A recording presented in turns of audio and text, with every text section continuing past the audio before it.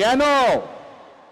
প্রিয় ভাই বোনেরা, এই বাংলাদেশে আবহমান কাল ধরে, শত হাজারো বছর ধরে এই বাংলাদেশে নারী পুরুষ সকলে মিলে মাঠে কাজ করে।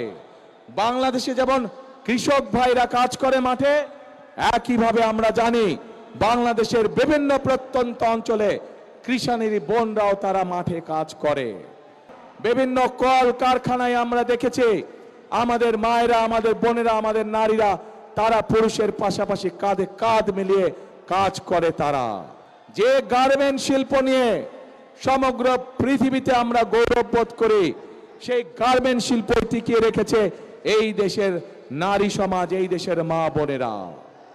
প্রিয় ভাই বোনেরা, আজ আমরা অত্যন্ত কষ্টের সাথে দেখছি, অত্যন্ত ঘৃণার সাথে দেখছি এই যে নতুন জালেম, যাদেরকে মানুষ গুপ্ত হিসাবে চিনে, এই জালেমদের নেতা সে 2 দিন আগে প্রকাশ্যে বলেছে বাংলাদেশের নারীদেরকে সে একটি অত্যন্ত কলঙ্কিত শব্দ দিয়ে ব্যবহার করেছে।